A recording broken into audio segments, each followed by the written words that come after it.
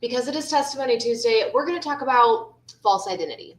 I have a quick little story to tell you of a time in my life when I truly, in hindsight, felt like it was my identity. It became like what I was known for. And sometimes when we become what the world created us to be known for, boy, can we go down a rabbit hole, and it can truly identify us in ways that maybe are not so healthy for us. And so come on in and say hey to me. It's just me today. I do not have a guest, but it is Testimony Tuesday. And so we are going to talk about identity. Grab your coffee and let's just chat. I got an interesting little story to tell you. Many of you know that I was a teacher for 11 years, and I was a teacher during COVID, which was very interesting in itself. Okay. So I taught at a small school, and we were starting to it was starting to trickle in, little, what we kind of thought was rumors, or it can't be so, the school's going to close down, here's what we need to do. Panic then started to set in. This was around like February-ish of 2020. And I had a room full of third graders. And we were starting to ramp up, this COVID thing is starting to spread. It's very serious. We need to be sure that our kids stay healthy. We were just trying to think about different ways to sanitize and keep things to ourselves and not share as much. And it was, we know kids, we know third graders, and none of that was going to happen. But we were doing all that we could to say that we tried. So I go home one night, as most teachers do, and they're just trying to answer the problems of the world, right? And I thought, okay, I need my third graders to wash their hands more. That's what I need to do. But when they go into that bathroom, most of the time we don't go with them, right? And so how do I know if they're washing their hands? How do I know that they are truly scrubbing the germs off of their fingers? And we all know that kids like to be incentivized. They like challenges. They like motivators. And so I had a stamp with Mrs. Woods on it. And I thought, this is what I'm going to do. I'm going to stamp the top of my students' hands. And by the end of the day, their goal is to wash that stamp away. Okay? It just came to me. I promise you, many people have asked since, like, where'd you find that idea? I literally just thought it up, promise you. It wasn't on Pinterest. It wasn't social media. I just thought it up. Okay? And so I did. The next day, I went into my students. I had a student teacher at the time. And so I told her, like, hey, I just had this idea. That's what we're going to do. We'll see if it works. If it doesn't. We have a sink in our room, so we could kind of see when kids are going over there to wash their hands. And of course, we take bathroom breaks all the time. And so we're going to try it out. So I stamped the kid's hand. And I took a picture of one of the kids' hands. I had a social media at the time for my classroom so that parents, grandparents, they can follow. I posted pictures, just kind of keep them informed, up to date. They can kind of see inside the classroom. And so I posted a picture, not the kids. It was just a picture of a hand with the stamp Mrs. Woods on it, black stamp. And I was posting it for the kids for the parents to say, hey, this is what we're trying, one more way to try to incentivize your kids to wash their hands more. Parents mostly love that, right? They love the idea of being informed and that I'm doing all that I can as a teacher to keep them safe and healthy. So my Facebook page was public because I wanted any parent, grandparent, whatever to be able to follow, right? Well, for whatever reason, that post started to go viral. And when you hope and pray that something goes viral, you really don't know what you're asking for. And so that was that morning. I don't know what day it was. Let's just say it was a Monday. And some parents had started to share it, which again, this is public. So then their feed sees it, and then their family and friends see it, and people just continue to share it out. I have no idea at this point how many shares it got, but I mean, thousands of shares, millions of likes. It went viral very fast. And people started to talk about this teacher in Hallsville, Missouri that was stamping the kids' hands. Of course, there was controversy, you stamping a hand is only going to spread germs. And there were many trolls that came out, because that's also what happens when something goes viral. There were many opinions about how I shouldn't have done that. And at the end of the day, to be in a classroom, because there's no way that we're not going to share some germs. We share pencils, we share doorknobs. Like, we are inches apart from each other all day long. It's just the way it is. And so I was just doing my best to try to incentivize them to wash their hands more. Did it work? It actually did. And most all of the parents were on board. They thought it was just genius. Okay. And so, of course, we had a sink in the classroom. So like kids are like automatically going to like start scrubbing. Like some kids' hands started literally to get like red and rash. And so we had to have you guys, calm it down. Like, this is literally just as a reminder. We're not like, there's no, Nobel Prize here. No one's winning anything grand. There's like $1,000 on the line here. Like, it's just to be reminded that Miss Wood stamp should be gone by the end of the day. Okay. So it continues to go viral. The local news people started to reach out to the school that then wanted to interview me. And the local radio stations wanted to see if they couldn't come into the classroom or try to, somehow get me on radio or something.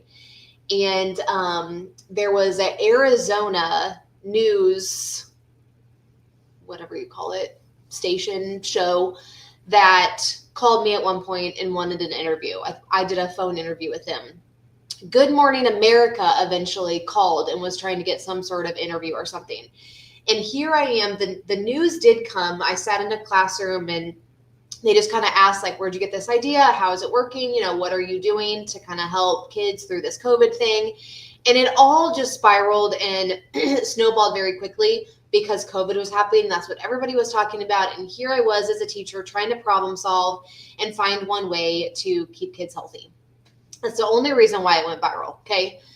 But here I was, people all over trying to get in my classroom to do some sort of interview or get something on camera, and just for the news, right? People calling, trying to figure out how I could do like some sort of phone interview. Like, it was wild. Then we did a couple of newscasts, like I said, in the classroom. One, my students were in on that, the video. They were in that story. And then I did one separate, and they were asking me those specific questions. Okay. So all that's like blasting on the news, like, this small town teacher in Hallsville, Missouri. And then, like I said, I did the Arizona, I think I just did a phone interview for them. Good Morning America, I think they just reshared something. I never actually did like a specific interview or whatever with them, but they shared the article, I think. Somewhere in Australia, the article was shared. Like, it just went crazy really fast. There was a stamp company that reached out to me and wanted to partner with me to create stamps for teachers. And I was able to get a free stamp for all of the teachers that I worked with. But where am I going with all this? It happened so fast that instantly my identity almost changed. Like, my purpose just changed from just being a small town teacher that was trying to protect her kids to now this small town teacher that everyone's talking about and wants to call and have an interview and yada, yada, yada. And I will tell you that where I did truly try to stay humble, when so many people are reaching out and asking you this and wanting a picture or wanting to give you free things, it's really hard not to go down that path. And we've all seen it through social media now. Many no-namers will go viral quickly. And then people start to reach out and brands start to reach out and deals start to happen and contracts start to get signed. And it's almost like their identity changes so much that that's the narrow path that they go down. And then, man, can it be hard to turn it around, because now it's like I have momentum. Like, people know my name now. People kind of are starting to follow me on social media. Like, that third grade page, I had to close it off because, again, there were some crazy trolls that started to follow. And it's just like, that's not what I created it for, right? And it's when you get bit by that viral bug, I guess we could call it, like, it can be hard not to, what can I do next? What's next for me? It's me, me, me. And I feel like that's why we see so many, actors or just famous influencers, famous people.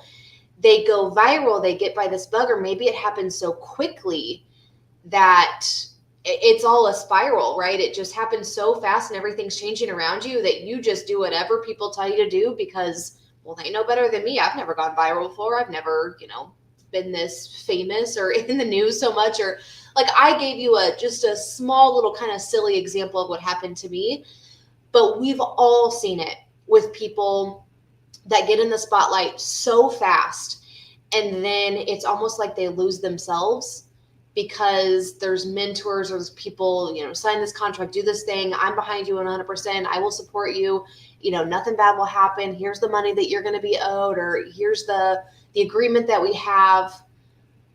We all know those. And I'm here to remind you today that our identity has to remain humble, and it has to remain in Jesus. It has to remain in who we were created to be here on this earth. Because I promise you, I just know in my knower with all my being that I was put on this earth to be more than just a stamp teacher. I mean, Lord, I hope so. I have more purpose than just to be here as a teacher that during COVID stamped a kid's hand, went viral, had lots and lots of news and people reaching out, and then it was all over, right? All for what? Hopefully, the purpose of that going viral and the purpose of me doing those interviews and sharing those things was to show people that small town teachers or teachers in general truly just try to be as creative as possible for the better of their students, that they constantly have the students in mind, that they're constantly doing things to keep them safe and keep them healthy. And in the midst of COVID, I was just trying to be as creative as possible to get kids to wash their hands more. That was it, right? And it's just interesting how some people can, we can go down the rabbit hole of like the Hawk 2. Am I saying that right? The girl that went viral for a not so great thing. The idea behind that was nasty. It was not okay. It was, I don't need to say anymore. If you don't know, just don't look it up. But she went viral very fast, and deals were signed and money was made. And where is she now? She realized that, whoa, the brakes need to be pumped really quickly, because this is not going down a road that's going to build me up. It's only going to destruct me.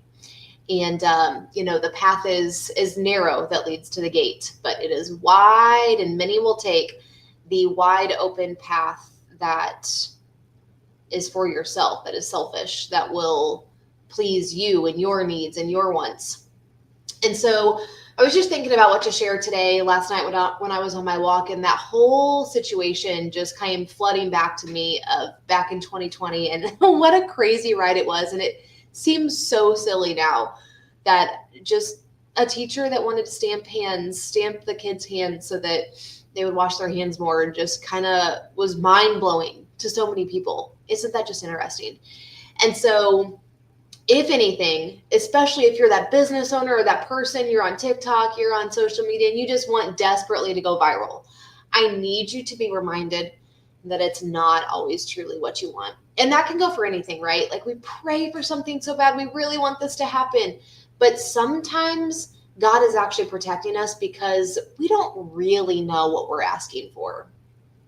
Right? We don't really, if we really want that job, we really want that promotion, we really want something changed in our life, we really want people to know us, we really want all these people to come to our business, or whatever it might be. Gosh, there's some protection that hopefully is there preventing some things from happening, because we don't always know what we're asking for. And I didn't ask to go viral. That was not even close to what I ever thought would happen. And most of the time that happens. The things that go viral, no one ever expects it to, because it can be the silliest things that actually start to make momentum. We've all seen the crazy things that go viral, right? I think of Oliver Anthony, that the singer songwriter artist that just blew up quick, but he realized that he had to take it slow. He wasn't just going to sign off with anyone and everyone, and he wanted to protect himself and his life and his legacy and his talent, and he wanted to work for him. He didn't want to be that next person that just, might I say, fall into the Diddy trap and just sign off their life away. Like, just think about all these famous people, the singers, the songwriters, the artists. Like, it almost feels like they lose themselves in the fame and the glory and the money and all of that. And it's just not all worth it. And so maybe this hit the eyes, the ears, the minds of someone that's just hoping and praying and deeply wanting something like that to happen. You want to be famous, you want to be known, you want more followers, you want more clicks, whatever it might be. And I'm just here to tell you that it was a weird time in my life. And when I look back, I'm just like, that was kind of silly, I mean, I did some of it again. Like, I tried to stay humble in the sense that I just want people to know that we're just teachers over here, doing what we can possibly do. But of course, news anchors and journalists and people that write articles, they want anything that's juicy, and they'll kind of twist it a little bit. They really didn't twist any of mine. I read most all the articles, and it was pretty much spot on to what I said, but it wasn't a juicy thing where they could twist it. So anyway, I told you it'd be short and sweet today. I just wanted to share that little tidbit of something that happened where, be very mindful of your identity and who you are and what you're made here on earth to do. And that moment that you start to get pulled away, maybe it's a relationship that you have that they're starting to pull you into a different identity, or the books that you're reading, the movies you're watching. Like, there's just so many different things, a lot of testimonies that have been shared here already. It's like they get bit by some bug, whether it's, drugs or addiction or a relationship, or they just go down a career path, and then that's just who they are and that's what they do. And their whole purpose and identity begins to change. And sometimes for the good, sometimes for the better, but a lot of times it's you start down that path, and then why turn around? Like, you're so deep down that path now that it is hard to turn around. Have you read any of the books from like autobiographies or biographies from famous people? Like, it seems like that's kind of the commonality. They begin to go down this path, and then you have money and fame, and there's no turning back. And so that is what I have for you today. I just wanted to share that, and hopefully it benefits someone that took the time to listen to me today. I appreciate you all. I've got lots to do this week, and I pretty soon have a fun little announcement to share with you guys. So let's just say Wismore is growing a little bit. I'm finding a little bit of help around here. Thank goodness. So we've got more things in the works for you guys as far as screen printed, fun new apparel, and we're taking on some bigger jobs and wanting to expand in a couple different ways. So always stay tuned to the Facebook page. And of course, you can catch all of the testimony replays. There's some good ones now, guys. If you've missed some of them, there's quite a few over on the YouTube now. You can just search Shauna Woods on YouTube. And then when you find my page, you want to be sure that you're on the stream or the live section.